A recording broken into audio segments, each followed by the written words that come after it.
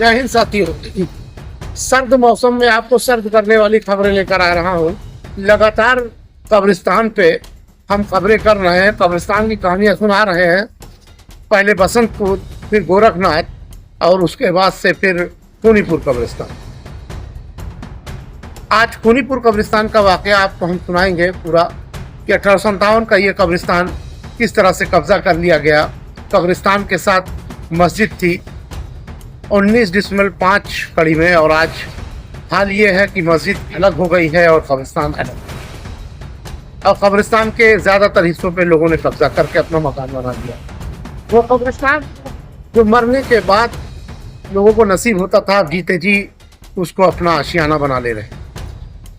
शहीदों के मज़ारों पर लगेंगे हर बरस मेले, वतन पर मिटने वालों का यही बाकी निशा हो। गोरखपुर के खूनीपुर चौराहे के पास स्थित कब्रिस्तान का इतिहास, इसका महत्व जो मुख्य रूप से 1857 के प्रथम स्वतंत्रता संग्राम से जुड़ा है। खूनीपुर मोहल्ले का नाम 1857 की क्रांति के दौरान हुए भीषण रक्तपात के कारण पड़ा। स्थानीय इतिहास के अनुसार इस क्षेत्र के क्रांतिकारियों ने अंग्रेजों के खिलाफ बढ़ चढ़कर हिस्सा लिया। प्रतिशोध में ब्रिटिश सेना ने यहाँ पर बड़े पैमाने पर दमन किया और लोगों को फांसी पर चढ़ाया। माना जाता है कि इस कब्रिस्तान में उन शहीदों और स्वतंत्रता संग्राम सेनानियों की कब्रें मौजूद हैं।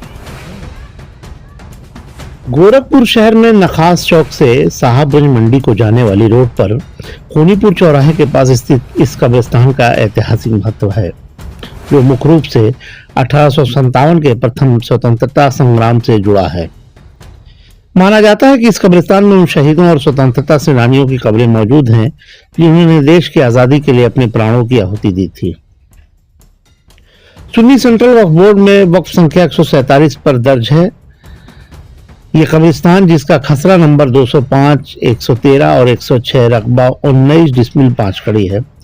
वहीं राजस्व रिकॉर्ड में 1322 फसली में कब्रिस्तान का कुल रकबा 19.5 कड़ी दर्ज है। इस कब्रिस्तान का मौजा खतौनी 1322 से 1385 फसली जमींदारी क्षेत्र की अराजी है, जिसमें खान बहादुर, सैयद जाहिद अली, राम साहब और मकसूद आदि हिस्सेदार थे। कहानी 1920 में शुरू होती है, जब कब्रिस्तान की दक्षिण दिशा में रहने वाले अतानुर बाफ ने अपने मकान के साथ इस कब्रिस्तान को शेख जुआवन को बेच दिया, जिसकी चौहद्दी उत्तर दिशा में सड़क दिखाई गई थी।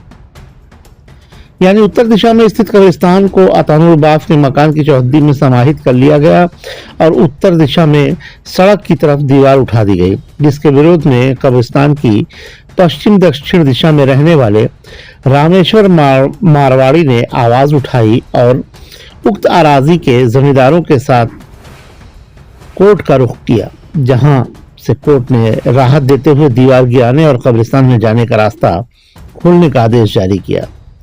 रामेश्वर मारवाड़ी ने आज से लगभग 100 साल पहले गोरखपुर की गंगा जमुनी तहजीब को कायम रखते हुए कब्रिस्तान बचाने के लिए जो आवाज उठाई, वो आज के दौर के लिए एक मिसाल है।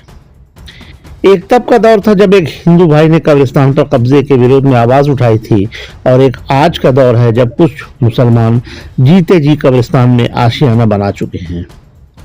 अब आइए फिर लौटते हैं कहानी पर, जब शेख जुआवन ने उसी मकान और जमीन को 1930 के दशक में सैयद खादिम हुसैन के पास गिरवी रखा, जिसको बाद में कर्ज अदायगी न कर पाने पर सैयद खादिम हुसैन को रजिस्ट्री करना पड़ा। इधर खादिम हुसैन ने भी राम खिलावन साहू से कुछ कर्ज ले रखा था। कर्ज की अदायगी न हो पाने के कारण राम खिलावन साहू ने उक्त संपत्ति को कुर्क करवा दिया। बाद के दिनों में संपत्ति को राम खिलावन साहू की मृत्यु हो जाने के बाद कोर्ट ने उनके भाई ठाकुर प्रसाद को रजिस्ट्री के साथ 7 जनवरी 1963 को कब्जा दे दिया। इस समय भी कब्रिस्तान अतानुर बाफ द्वारा दी गई चौहद्दी के अनुसार ठाकुर प्रसाद की संपत्ति में शामिल हो गई। बाद के दिनों में कामरेड मोहम्मद अली और स्थानीय लोग इस कब्रिस्तान के लिए लड़ते रहे। 18 नवंबर 2021 में ये कब्रिस्तान मोहम्मद एजाज उर्फ छब्बन व अन्य ने बीड़ा इंफ्रा बिल्टेक और रिटेल प्राइवेट लिमिटेड लखनऊ को 2 करोड़ 80 लाख में रजिस्ट्री कर दिया। एजाज उर्फ छब्बन शेख जुआवन के वंशज हैं, जिनके बारे में कहा जाता है कि एजाज के पिता नूरुल हसन ने एक हिब्बानामे के आधार पर राजस्व के रिकॉर्ड में अपना नाम दर्ज करा लिया था। वर्तमान में अकबर अली मेकरानी वक्फ ट्रिब्यूनल में इस कब्रिस्तान को लेकर एक मुकदमे की पैरवी कर रहे हैं, जिसका मुकदमा नंबर 33/19 कब्रिस्तान बनाम बालकृष्ण, राधा कृष्ण वगैरह है, जिसमें एजाज व अहमद हुसैन के अलावा Veera Infra Biltech Retail Private Limited Lucknow भी पार्टी है। अपनी तफ्तीश में हमें ये लगा कि इस कब्रिस्तान को बचाने की लड़ाई लड़ने वालों को हर बार इस कब्रिस्तान की खरीद बिक्री में मुनाफा ही हाथ आया। बहरहाल खरीद बिक्री एक तरफ, इस कब्रिस्तान को बचाने की लड़ाई लड़ने वाले भी कहीं न कहीं इस कब्रिस्तान के गुनाहगारों में शामिल नजर आ रहे हैं।